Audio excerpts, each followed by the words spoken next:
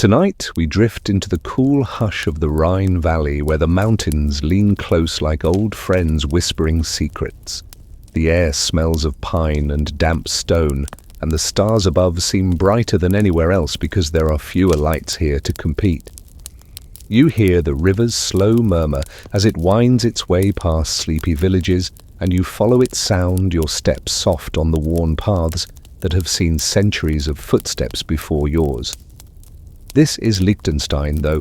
At this moment in our story, it is not yet called that. It's just a patchwork of hamlets, farms, and watchtowers, tucked between larger powers, the kind of place medieval scribes barely bothered to mark on their maps. Still here in the shadows of the Alps, something is quietly brewing, quietly. Before we begin, if this little corner of calm has brought you any comfort, feel free to like the video and subscribe, only if it feels genuine to you. No pressure. I'd also love to hear from you. Just drop a comment with where you're listening from and what time it is. It's always special to know we're all quietly gathered here from different corners of the world like a family, scattered but still connected. All right?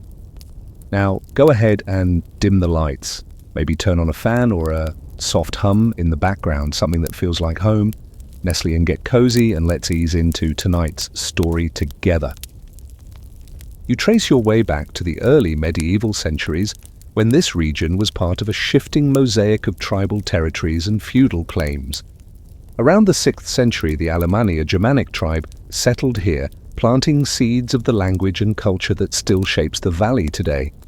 You pass wooden huts, clustered on hillsides, where smoke curls lazily from hearths, and farmers tend sheep under the wary eyes of watchmen in crude towers. This was a place where survival depended on knowing your mountain trails and keeping your head down when raiders swept through. Historians still argue whether the early settlements here were distinct or simply outposts of larger Germanic clans, but the sense of isolation was real even then. As centuries rolled on, power here was rarely local. First came the Franks, then the rising Holy Roman Empire. The Rhine Valley was like a chessboard square passed between kings and dukes, each laying claim to its strategic river routes and mountain passes. You picture knights clanking along narrow ridges, banners fluttering, and peasants barely lifting their heads as they trudged on with bundles of firewood. Life was harsh, but it had a rhythm that echoed in the ringing of cowbells and the rustle of alpine winds.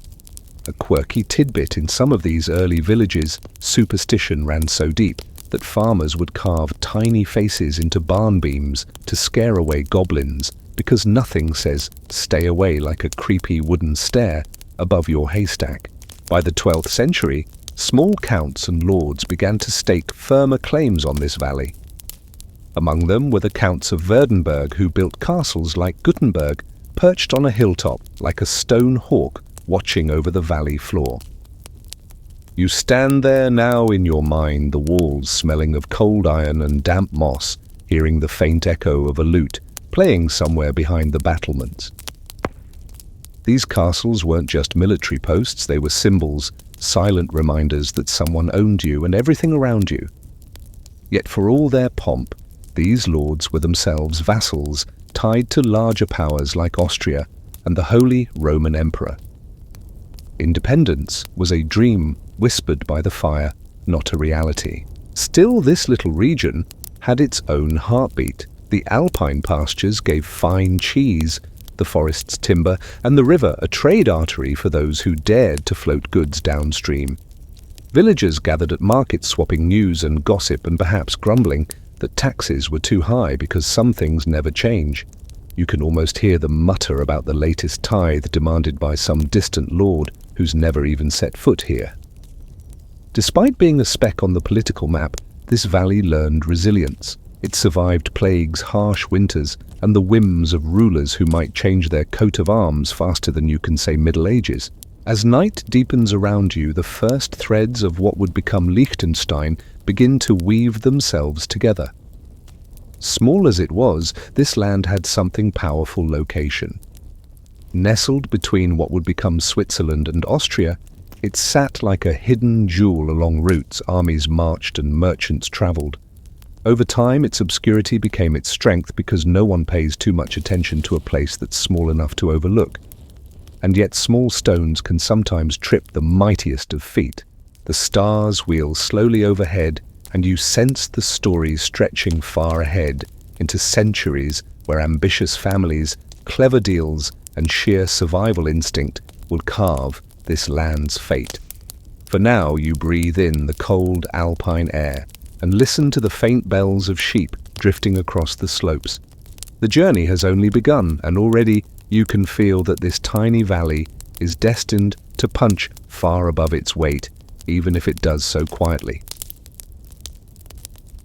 You move forward into the heart of the Middle Ages, where castles rise like stubborn teeth along the ridges and the fog clings to the valleys as if trying to hide the secrets of those who rule here.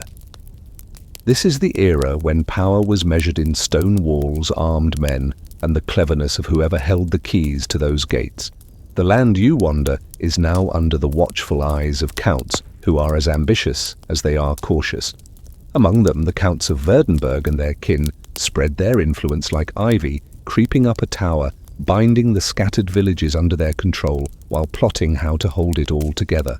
The clatter of hooves on cobblestones echoes in your ears as you picture a mounted retinue climbing toward the hilltop fortress of Vaduz, which would become a center of power for centuries to come. Built in the 12th century, Vaduz Castle was no fairy tale residence. It was a stern guardian, its thick walls meant to repel intruders, its high windows meant for archers to peer through, not for sunlight to flood in. From its ramparts you can almost see the entire Rhine Valley spread below, like a patchwork quilt of fields and forests. Down in the villages, life goes on with the rhythm of planting, harvesting, and praying that winter will not be too cruel. You hear blacksmiths hammering children, chasing chickens, and the low murmur of monks copying texts in a nearby monastery, preserving knowledge one painstaking letter at a time. But power here is not static. The Middle Ages are a time of constant shuffling alliances made and broken territories traded like poker chips. The Counts of Württemberg, like other noble houses, secure their grip not just with swords but with marriages. You imagine candlelit halls where daughters and sons are promised to distant heirs, sealing treaties with a kiss on the cheek and a signature on parchment. These unions are less about love and more about who controls what land after the wedding feast ends. Historians still argue whether these alliances were driven more by strategy or by genuine attempts to stabilize the region, but either way, the valley's fate was often decided far from its borders. Meanwhile, the local peasants barely notice who their lord is at any given time. They still owe taxes, still owe labor, and still huddle by fires in the evenings to trade stories about wolves in the forests or omens in the sky. One quirky tidbit that survives from this era is the tradition of marking livestock with charms against witches, tiny bells, or carved wooden amulets meant to ward off mischief. Imagine cows jingling with little protective trinkets as they graze, because why not, better safe than sorry? As centuries turn, ownership of the valley flips between families. The Counts of Montfort, the Counts of Vaduz, and eventually the Counts of Hohenems all have their turns at the wheel. Each leaves a mark, whether by expanding fortifications, building churches, or simply extracting as much wealth as they can before the next handover. You wander through time as easily as stepping across stones in a brook, watching banners change color above the same castle walls. The land, however, stays the same, its mountains eternal, its river unbothered by who claims dominion over it. Quietly, the foundations of the modern principality are forming, not in a single dramatic event, but in the accumulation of these small shifts. Lords come and go, but the territory they control begins to solidify into something that will one day have a name of its own. It is still just a speck in the grand game of medieval politics, but a speck with resilience like a seed lodged in a crack of stone, biding its time to sprout. As you stroll through this medieval tapestry, you sense the undercurrent of ambition in the noble houses. They may appear content behind their castle walls, but they dream of more land, more recognition, more independence from the bigger fish who might swallow them whole. This ambition will soon find its champion in a family whose name you'll hear often Liechtenstein. But that's still ahead. For now, you leave behind the clang of swords and the hum of daily life, stepping quietly into the centuries, where marriages and land deals will weave a new destiny for this alpine valley. You follow the winding paths into the late medieval and early modern centuries, where the houses of nobility are no longer just local landlords but players in the grand theatre of European power. The Counts of Liechtenstein, who take their name from Castle Liechtenstein near Vienna, begin to rise in influence far beyond this small valley. Their ancestral seat is miles away in Lower Austria, but their ambitions stretch like long shadows over the Alps. You walk through their halls in your mind-ornate chambers, with frescoed ceilings, tapestries of hunting scenes, and the faint scent of beeswax candles that never quite mask the chill of stone. These halls buzz with whispered deals, calculated marriages, and letters sealed with wax and ambition. The Liechtensteins are not just any noble family. They are shrewd operators skilled at aligning themselves with the right allies. They cultivate close ties with the mighty Habsburg dynasty, the rulers of Austria, and among the most powerful families in Europe. You can almost see them at imperial courts, dressed in finery, bowing just enough to flatter, but never so low as to lose their dignity. By lending military and financial support to the Habsburgs, the Liechtensteins earn not only gratitude, but land titles and influence. Historians still argue whether their loyalty was purely strategic or tinged with genuine respect, but either way the alliance pays off handsomely. As the Liechtenstein family grows in stature, the Valley of Vaduz and its surroundings remain under the rule of other counts, at least for now. You walk through the narrow streets of a small town nestled under the looming castle walls, and life here seems unchanged by the far-off intrigues of emperors. Farmers still rise with the sun, monks still chant at dawn, and merchants still haggle over the price of salt. But the winds of change are blowing, carried by the very marriages and land deals being arranged in distant courts. One such deal involves the county of Vaduz and the lordship of Schellenberg, two territories that will later be stitched together to form the core of the principality. For now they pass through several hands, their ownership tangled in debts, inheritances, and sales. Picture a noble at a banquet casually mentioning, "By the way, I might sell Schellenberg to cover my expenses," as though it were no more than a spare horse. This is how territories changed hands, sometimes through wars, but often through the far less dramatic yet equally decisive medium of contracts and coins. During these centuries, the Liechtensteins steadily accumulate land across Europe, but there's a catch. To hold high-ranking seats in the Holy Roman Empire, noble families must own land directly under the emperor's authority, land that answers to no intermediate lords. This requirement, called imperial immediacy, becomes a nagging problem for the Liechtensteins. Their estates, though vast and rich, are mostly fiefs held under other rulers, which means they lack the legal independence to elevate their status. This is like owning dozens of houses but realizing none of them qualify you to join the exclusive club you've been eyeing. The solution: acquire territories that are directly subject to the emperor and no one else, and so the Liechtensteins set their sights on tiny places like Vaduz and Schellenberg, small but precisely the kind of imperial immediate lands they need. You might chuckle at the irony, a powerful family seeking greatness through the purchase of seemingly insignificant alpine valleys, but that's history for you sometimes. The biggest moves happen in the smallest spaces. Meanwhile, the people living here go about their lives largely unaware that they are pawns in an aristocratic chess game. They still herd cattle, brew beer, and gather for festivals where the smell of roasted meats mixes with alpine herbs. One quirky detail: folk dances in the region often included mock swordplay, a nod to older warrior traditions disguised as entertainment. Imagine villagers laughing as they swing wooden blades, oblivious to the real power struggles swirling above them. As night deepens around you, you watch the strands of alliance, marriage, and property weave ever tighter. The Liechtenstein family is drawing closer to the valley, their ambitions aligning perfectly with the imperial rules of the game. Soon, the scattered pieces of this land will be gathered under their name, setting the stage for something extraordinary, a tiny principality that will stand on its own 2 feet while empires crumble around it. You take one last look at the castles silhouetted against the stars, knowing that the next chapter will bring a gamble bold enough to change everything. You step into the early 17th century where the Liechtenstein family sharpens its strategies and prepares to pull off a maneuver that would leave even seasoned nobles nodding in admiration. The stakes are high because within the sprawling complexity of the Holy Roman Empire, only those who control imperial immediate lands territories answering directly to the emperor get to sit at the empire's most exclusive table, the imperial diet. Without that status, the Liechtensteins, despite their wealth and connections, remain just another influential family. They want more, and they want it badly. You drift into a dimly lit chamber in Vienna where Prince Karl I of Liechtenstein, a figure as ambitious as he is calculated, leans over a map. His eyes trace the contours of tiny territories, ones so small they could almost be overlooked.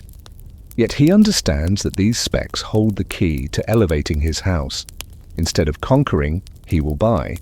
Historians still argue whether this was purely a political calculation or a stroke of opportunistic genius, but either way it was bold.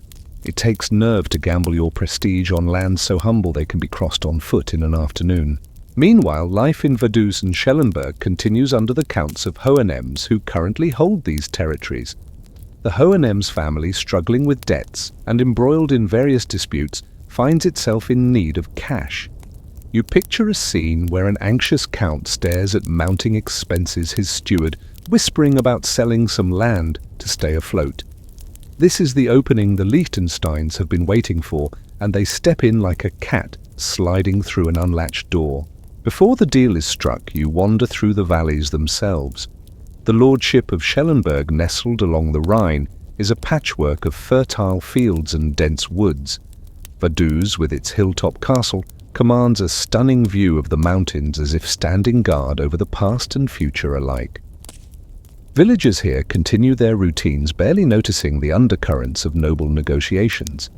They mend fences, brew strong ale, and gather for Sunday masses where sermons mix with gossip about everything from weather to rumors of witch trials. A quirky tidbit surfaces local belief held that sprinkling salt on doorsteps kept out evil spirits, so doorways glistened with grains as if dressed for some quiet celebration. The transaction unfolds over years. In 1699, the Liechtensteins purchase the lordship of Schellenberg.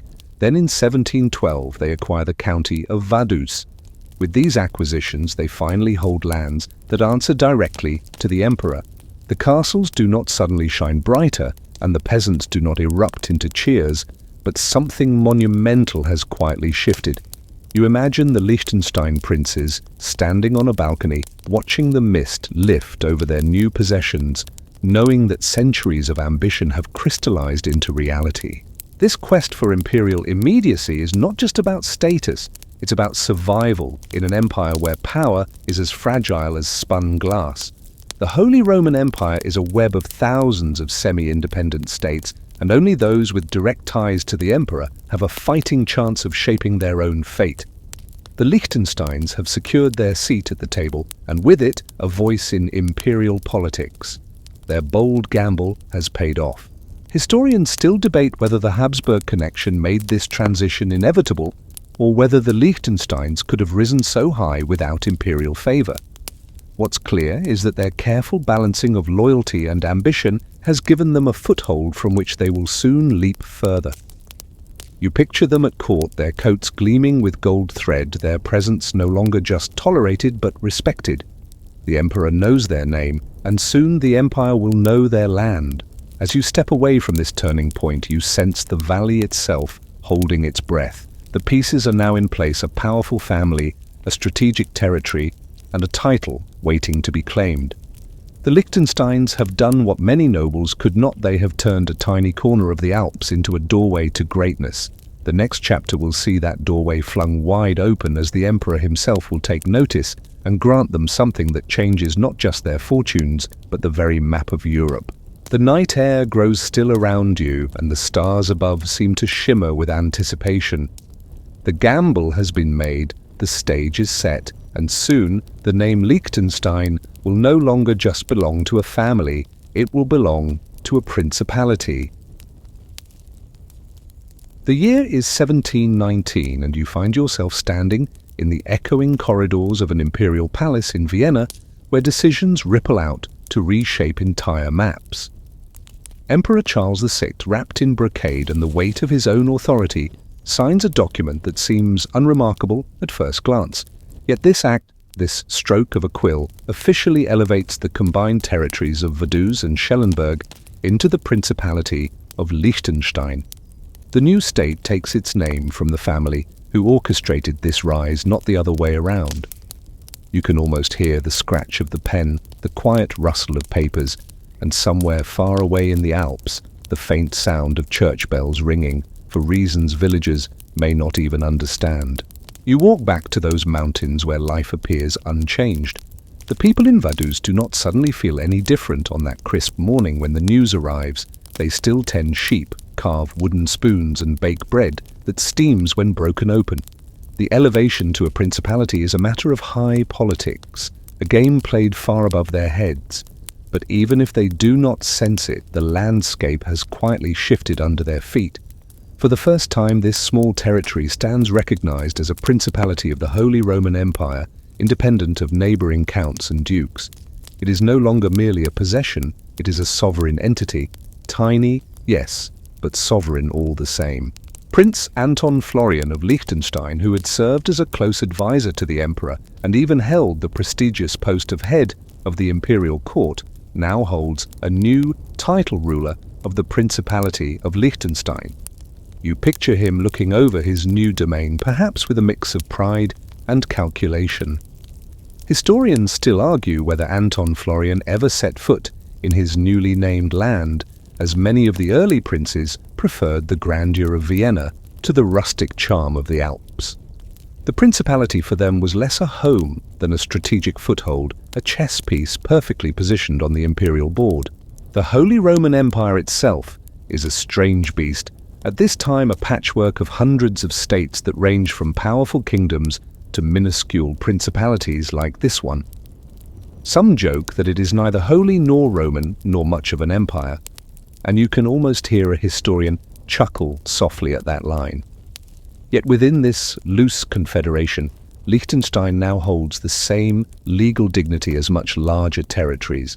Its prince sits in the imperial diet, its voice counted alongside those of far greater states. In the realm of politics, size doesn't always matter, position does. Down in the villages, the impact of this change trickles in subtle ways. New seals appear on official documents, and the prince's name is mentioned in church prayers. Taxes may be adjusted, officials may come and go, but the rhythm of rural life continues almost untouched. A quirky tidbit emerges here. Some villagers believed that the mountains themselves had moods, and they would whisper to the peaks when storms rolled in, asking for mercy. Imagine a farmer tilting his hat toward the jagged silhouette of the Alps, muttering a plea as rain lashes his fields. The principality's geography is both its blessing and its challenge. It lies snug between Austria and Switzerland, protected by mountains yet vulnerable to the tides of European power. The Rhine serves as its western border, a ribbon of silver that carries both trade and rumors. The territory is small enough that a determined rider could cross it in less than a day, yet its strategic location gives it an outsized importance. It is a land easy to ignore until ignoring it becomes a mistake. Prince Anton Florian and his successors govern largely from afar, but their influence ensures the principality remains intact. The Liechtenstein's loyalty to the Habsburg emperors shields their tiny realm from many of the storms that buffet Europe. Still, you feel the rumble of those storms in the distance. The 18th century is an age of shifting alliances, wars fought for dynastic claims, and empires flexing their muscles. For a small principality to survive, it must remain nimble, aligning itself carefully and avoiding the attention of predators. Think of a small bird flitting between branches while hawks circle above. As you watch the years drift by, you see Liechtenstein solidifying its identity, even as it remains largely unknown to the wider world. It is not a grand kingdom nor a rebellious republic. It is something quieter, almost like a secret whispered between mountains. Yet this quietness will prove to be its strength. While larger states charge into battles that leave them scarred or shattered, Liechtenstein will often choose the path of subtlety and caution, ensuring it endures when others fall. The stars above the Alps glow brighter as you linger at this turning point. The principality is born small but significant, its future unwritten yet already remarkable. Ahead lies a century of upheaval, with empires rising and collapsing like waves against rocks. And through it all, this little land will cling to its sovereignty, sometimes by choice, sometimes by sheer luck, but always with a certain grace that makes you marvel at its persistence. You step forward into the early 19th century, where Europe trembles under the thunder of Napoleonic boots. The once mighty Holy Roman Empire is creaking under the strain, and soon it will collapse altogether. The air feels electric, like the charged silence before a storm, as armies march and alliances shift faster than you can keep track. In this maelstrom, Liechtenstein, a tiny speck on the map, must summon every ounce of caution to survive. You walk through the misty valleys and see villagers glancing nervously at the horizon, wondering whether foreign troops might come trampling through their fields. The mountains seem to hunch protectively, but even they cannot shield the land completely from the chaos beyond. Prince Johann, the Joseph of Liechtenstein, who rules during this turbulent period, is not a man content to sit idly while the world burns. Unlike some of his predecessors, he is deeply involved in military affairs, serving as a field marshal in the Austrian army. You can almost hear the clang of sabers and the distant rumble of cannons as he rides into battlefields far from home. His service earns him respect, but it also binds the principality tightly to Austria, for better or worse. Historians still debate whether Johann's military career strengthened Liechtenstein's security or simply made it more entangled in Austrian interests. Meanwhile, Napoleon's victories shake the very foundations of the Holy Roman Empire. In 1806, Emperor Francis II dissolves the empire, stepping down from a throne that had existed for nearly 1,000 years. You can picture the moment, a grand title fading into history, leaving hundreds of small states, Liechtenstein among them, to figure out their place in the new order. Here's the twist: instead of vanishing in the chaos, Liechtenstein cleverly uses the shifting tides to assert its sovereignty. No longer tethered to the Holy Roman Emperor, it becomes a member of Napoleon's Confederation of the Rhine. This alliance, though risky, ensures the principality is recognized as independent rather than absorbed by a larger neighbor. You imagine Napoleon glancing at a map, his finger brushing over Liechtenstein, as he nods almost absent-mindedly, granting it a place under his new system. To him it is a tiny detail, but to Liechtenstein it is survival. The Principality's decision to join the Confederation means it avoids being swallowed by Austria or Bavaria during the upheaval. Yet this choice is not without irony, since the Prince continues to serve Austria militarily, even as his state nominally aligns with Napoleon's structure. A quirky tidbit: it's said that Johann Joseph admired Napoleon's genius while still fighting against him, proof that politics often makes strange bedfellows. As you wander through this era, you notice how Liechtenstein's small size allows it to bend with the winds rather than break. While larger states throw themselves into wars that leave them devastated, this principality maneuvers like a nimble dancer, sidestepping the worst of the blows. Villagers here keep their heads down, focusing on their harvests and homes, as if pretending the world beyond the mountains does not exist. They still trade with neighboring regions, still gather in churches where candles flicker against stone walls, and still share stories by the hearth about the strange new order reshaping Europe. When Napoleon finally falls and the old monarchies return to power, Liechtenstein does not fade back into obscurity. Instead, it emerges intact, a small but sovereign state in a Europe desperate to restore balance. The Congress of Vienna looms on the horizon, promising to redraw boundaries and settle scores. You sense the tension as great powers like Austria, Russia, Prussia, and Britain prepare to dictate the fate of the continent. For a tiny principality to keep its independence amid such giants requires not only luck, but the kind of quiet diplomacy that Liechtenstein excels at. Historians still argue whether Liechtenstein's survival during the Napoleonic Wars was the result of brilliant strategy or simply the fact that it was too small to bother conquering. Perhaps it was both. After all, what's the point of capturing a land that barely registers on the map when there are kingdoms and empires to seize? Yet dismissing its survival as mere oversight would be unfair. Its rulers navigated a treacherous era with skill and foresight. You linger on the edge of this moment, feeling the storm of Napoleon's wars finally subside, leaving Europe battered but reconfigured. The Alps cradle Liechtenstein as they always have their peaks, catching the first light of a new century. The principality has weathered the tempest, emerging not just unharmed but subtly strengthened. It has shown that even the smallest players can outlast the most dramatic upheavals simply by knowing when to bend, when to stand firm, and when to step aside. The night air feels calmer now, the stars above steady once more. Liechtenstein has survived the Napoleonic storms, but the challenges of the next century will require more than survival. They will demand a delicate balancing act on the tightrope between independence and influence. The year is 1815 and Europe is gathering itself like a frayed quilt stitched back together at the Congress of Vienna. You step into the grand halls of this diplomatic spectacle where chandeliers sparkle overhead and the smell of polished wood mingles with the faint tension of nations recalculating their positions. Great powers Austria, Russia, Prussia, Britain dominate the stage, but amid the swirl of uniforms and silks, tiny states like Liechtenstein also cling to their seats. They may not speak loudly, but they are there quietly, insisting on their survival. The Congress of Vienna redraws Europe's borders after the Napoleonic storms, and in this redrawing, Liechtenstein keeps its sovereignty. You can almost see the princely envoys exhaling in relief when the maps are finalized. Despite this recognition, Liechtenstein remains tethered to Austria through a new arrangement. The Congress creates the German Confederation, a loose association of 39 states, replacing the old Holy Roman patchwork, and Liechtenstein is included, technically independent, yet under Austria's long shadow.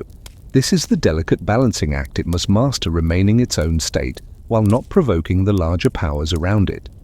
Historians still argue whether being part of the Confederation protected or limited Liechtenstein, but one thing is clear: it kept the principality from being erased during a time when many small states simply disappeared. Back in the Rhine Valley, life retains its sleepy rhythm. Farmers plant potatoes, the new staple crop spreading across Europe, while shepherds still lead flocks up the Alpine slopes where bells ring softly in the mist. The castle in Vaduz watches silently as new Austrian administrators and old local families mix in a landscape where centuries seem to blur together. A quirky tidbit: during this era, villagers sometimes carved curious sun symbols on their doors to guard against misfortune, believing that light itself kept evil away. You can almost picture these designs glowing faintly in the morning sun. Prince Johann, son Joseph, who had survived the Napoleonic period with both military and political skill, continues to rule. His influence within Austria remains significant, and his ties to the Habsburg court mean Liechtenstein's voice, while quiet, is not entirely ignored. Yet the principality still does not govern itself from within. Decisions flow from Vienna, and the prince rarely sets foot in his tiny state. You wander the streets of Vaduz and notice how distant the princely authority feels to the common people, who care more about harvest yields than imperial decrees. The mid-19th century brings changes nonetheless. Europe begins to hum with the ideas of nationalism and liberalism movements that will eventually transform entire empires. Revolutions break out in 1848 from Paris to Berlin, and their ripples reach even these secluded valleys. Though no barricades rise in Vaduz, the political air is charged. The prince grants some modest reforms, perhaps to keep unrest at bay, perhaps because the winds of change are impossible to ignore. Historians still debate how deeply these reforms affected daily life, but they mark a subtle shift toward modernization. The German Confederation itself is unstable, more a fragile alliance than a unified body. Austria and Prussia constantly vie for dominance, and the smaller states, including Liechtenstein, must walk carefully between them. It is during this time that the principality begins to assert itself in small ways, slowly edging toward greater self-governance, even while technically under Austrian influence. The mountains as always seem indifferent to these political tremors, standing as eternal witnesses to the human drama below. You hear the distant whistle of a train and turn toward the horizon. By the late 19th century, a railway line finally snakes its way through the principality, connecting it to the wider world. For centuries, these valleys were secluded, their isolation a shield. Now, with the railway merchants, ideas and travelers flow in, changing the pace of life. Villagers watch the steam engine chug past with awe, its iron wheels clattering like a heartbeat, announcing a new era. The train shrinks distances, making Liechtenstein less hidden and more a part of Europe's growing network. Amid these transformations, the principality continues to survive not through force, but through subtlety. It avoids entanglement in conflicts, makes pragmatic alliances and reforms just enough to stay current. Larger nations may look at it and shrug, but that is exactly what allows it to endure. It is too small to threaten, yet too cunning to be swallowed. Like a clever fox in a forest of bears, it thrives by staying out of their way while securing its own path. As you walk back into the alpine night, you feel the rhythm of change slowing once again. The Congress of Vienna gave Liechtenstein legitimacy, the 19th century, and gave it connection, and soon the 20th century will test it with storms fiercer than ever before.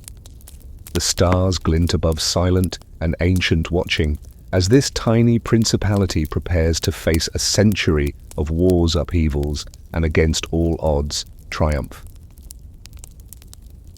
You step into the second half of the 19th century, where the Alps shimmer under the sun, but shadows of change stretch long across Europe.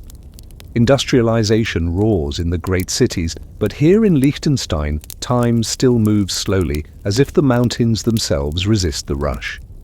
The new railway whistles through the valley, its steam curling like a ghost against the peaks, linking this secluded land to markets and ideas beyond its borders. You watch villagers pause their work to stare at the train as it rumbles by, children waving, elders nodding in approval or suspicion, and merchants realizing they can now reach Zurich or Innsbruck faster than ever. The railway is more than metal and wheels. It is a bridge between centuries. With this connection comes reform. Prince Johann II, who begins his long reign in 1858 and will rule into the early 20th century, steps into history as a modernizer. He spends decades reshaping the principality, implementing legal reforms, and cautiously moving toward constitutional governance. Under him, serfdom, long a quiet stain on the land, finally fades into the past. Schools improve, roads are repaired, and new administrative practices take root. Historians still argue whether these reforms were driven by genuine progressivism or simply a desire to keep up with the times, but either way they nudge Liechtenstein closer to a modern state. You wander through Vaduz during this period and notice how the village begins to expand ever so slightly. New houses, better kept gardens, and small workshops hint at a community becoming more self-sufficient. Yet despite these improvements, Liechtenstein remains deeply tied to Austria. Its currency, its economy, and much of its administration still depend on the Habsburg Empire. The prince continues to spend most of his time in Vienna, and though his influence there ensures the principality is protected, it also keeps Liechtenstein tethered to Austria's fortunes. A quirky tidbit. Prince Johann II, though deeply invested in reforms, was famously shy about public appearances, preferring to work quietly behind the scenes. Much like the principality itself, which shapes its fate without fanfare, the winds of nationalism blow through Europe, toppling old regimes and reshaping borders, but they barely stir the valleys of Liechtenstein. This is not a land clamoring for unification or rebellion. It prefers stability, even if that stability means leaning heavily on Austria. During the Austro-Prussian War of 1866, the German Confederation collapses, and once again, the political framework surrounding Liechtenstein shifts. The principality, still cautious, dissolves its tiny army after the war, deciding that maintaining soldiers is both impractical and unnecessary. You might smile at this moment, Liechtenstein becoming one of the few states in Europe without a standing army, trusting instead in diplomacy and geography to keep it safe. The 1870s and 1880s bring more modernization. Telegraph lines hum faintly across the land, postal services improve, and industry makes small inroads. The principality remains largely agricultural, with cattle grazing on green slopes and farmers producing cheese and wool for markets, but it is no longer as isolated as it once was. You walk past a newly built schoolhouse and hear the laughter of children learning to read and write, voices mingling with the distant sound of the train. Knowledge spreads, and with it a growing sense that even a tiny state can step confidently into the modern age. Still, Liechtenstein is not immune to hardship. Economic challenges linger, especially for those whose livelihoods depend on unpredictable harvests. Many young men and women emigrate during this era, seeking better opportunities in the Americas. You picture families standing at train stations with tearful farewells, their luggage small, but their hopes vast. Historians note that by the early 20th century, a significant portion of Liechtenstein's population lived abroad, sending money home to keep farms running and families afloat. Amid these transformations, the mountains remain steadfast, their snowy crowns reflecting moonlight as the world below changes. The railway cuts through them, but they do not flinch. They have seen centuries pass and will see centuries more. You can almost hear the quiet pride of a land that adapts without losing itself. The reforms of Johann II, the arrival of modern infrastructure, and the delicate balance with Austria all prepare Liechtenstein for the trials to come. As night settles over the valley, you sense a calm before the storm. The 20th century waits just beyond the horizon, promising upheavals unlike anything the world has seen. Wars will rage, empires will crumble, and economic turmoil will shake nations to their core. For a small principality nestled between giants, survival will depend not on armies or raw power, but on clever choices and an unshakable instinct to endure. You step into the 20th century, where the mountains remain calm but the world beyond them seethes with turmoil. The First World War erupts in 1914 and the great powers of Europe march headlong into chaos. Liechtenstein, still closely aligned with Austria-Hungary, feels the tremors of this global conflict even without sending armies to the front. Its economy, tied to the Habsburg Empire, suffers as trade routes falter and resources grow scarce. You wander through the villages, sensing the unease in the air as food becomes harder to find, prices rise, and families worry about the fate of the empire that has long shielded them. When Austria-Hungary collapses in 1918, it is as if the ground shifts beneath Liechtenstein's feet. Centuries of connection with Vienna vanish overnight, leaving the tiny principality adrift. The people gather in churches and town halls, voices low as they wonder what comes next. Historians still argue whether Liechtenstein could have survived without a quick pivot, but its leaders waste no time adjusting. In 1921, a new constitution is adopted, granting greater self-governance and moving the country toward a constitutional monarchy. You picture villagers nodding cautiously as they hear about the changes, not quite realizing how significant this step is in asserting their independence. With Austria in economic freefall, Liechtenstein looks westward. A customs treaty with Switzerland in 1923 ties its economy to that stable neighbor, replacing its reliance on a collapsing Austria. The Swiss franc becomes its currency, and Swiss influence begins to shape its future. You can almost see the quiet relief on the faces of merchants as trade stabilizes and the markets regain a steady rhythm. This partnership with Switzerland, born of necessity, will become one of the cornerstones of Liechtenstein's survival in the 20th century. As the world slides into the Great Depression of the 1930s, hardship returns. Farmers struggle to sell their goods, jobs are scarce, and emigration once again rises. Yet through it all, Liechtenstein holds on, shielded somewhat by its small size and its careful economic ties. A quirky tidbit: during this time, the principality issued postage stamps featuring alpine scenes and medieval castles, which became popular with collectors worldwide. Stamp sales surprisingly brought in a steady stream of revenue, proof that even the smallest details can make a difference when times are tough. Then comes the Second World War, a storm more violent than the last. You walk the narrow streets of Vaduz at night, where windows glow faintly under blackout curtains. The principality declares neutrality following Switzerland's example and clings to it with everything it has. German troops never invade, but the proximity of Nazi-occupied Austria keeps everyone on edge. Prince Franz Joseph II, who becomes the ruling prince in 1938, takes the extraordinary step of moving his residence to Vaduz, the first reigning prince to live in Liechtenstein itself in centuries. His presence in the principality during these dark years provides both leadership and reassurance to his people. Historians still debate how close the country came to being dragged into the conflict, but the prince's steady hand and Switzerland's protective shadow keep Liechtenstein out of the war. After 1945, the world rebuilds, and so does Liechtenstein. It faces economic hardship at first, but its neutrality during the war spares it the devastation that larger nations endure. Slowly, new industries take root, especially precision manufacturing, and later finance transforming the tiny state's economy. You stroll past workshops where artisans craft high-quality tools, and later sleek offices where banking quietly flourishes under strict secrecy laws. The principality shifts from an agricultural backwater to a modern economy, all while keeping its sovereignty intact. During these post-war decades, Liechtenstein also begins to open up culturally and politically.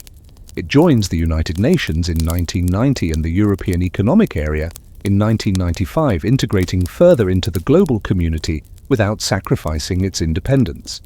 Through all these changes, the country maintains its monarchy, with the princes gradually sharing power with an elected parliament. The balance between tradition and progress becomes one of its defining traits. By the time the century draws to a close, Liechtenstein has not only survived 2 world wars and countless geopolitical tremors, but has emerged stronger, wealthier, and more independent than ever. Historians marvel at how this tiny state, often overlooked on the map, navigated the stormiest century in history without being consumed. Perhaps it is luck, perhaps it is strategy, or perhaps it is simply the quiet strength of a people who know how to endure. The night sky above the Alps seems to sparkle with approval as you look around at this transformed principality. The old castles still stand, the river still flows, and the mountains still guard their secret valleys. Yet the Liechtenstein you see now is no longer the obscure land of centuries past. It is a nation in its own right, ready to step into the modern era with confidence. You step into the dawn of the 21st century, where the Rhine Valley glows under a soft morning sun, and the air hums with a quiet confidence. Liechtenstein, once a pawn on Europe's grand chessboard, now stands as an independent principality with a voice all its own. The post-war decades have transformed it. Gone are the days when its economy depended solely on agriculture and remittances from emigrants. Now, precision industries, advanced technology firms, and a discreet but powerful financial sector drive its prosperity. You stroll past sleek modern buildings in Vaduz, where glass gleams under the alpine light, blending with medieval stone walls that whisper of centuries past. The contrast feels almost surreal, like walking through time itself. The 21st century finds Liechtenstein known not just for its picturesque scenery, but also for its remarkable wealth and stability. Its GDP per capita ranks among the highest in the world, a staggering achievement for a country so small it could fit into many cities dozens of times over. The principality leverages its size as an advantage, crafting policies that attract international businesses while preserving the environment that makes it so unique. Historians still argue whether its success is primarily due to clever financial laws or its adaptable governance, but few deny that Liechtenstein has mastered the art of thriving quietly. Its political system remains a rare blend of monarchy and democracy. Prince Hans Adam II, who became ruler in 1989, modernized the constitution while retaining significant powers, a situation that occasionally stirs debate. In 2003, a national referendum strengthened the prince's role even further, a move that would surprise many democracies but was supported by the majority of citizens. You can almost hear villagers explaining to curious outsiders, "We trust our prince," with a shrug and a smile. A quirky tidbit: Liechtenstein is so small that until 2007 its military defense agreements with Switzerland were informal enough that the two countries once joked about accidentally losing each other's soldiers during training exercises in the Alps. Modern Liechtenstein also champions environmental stewardship.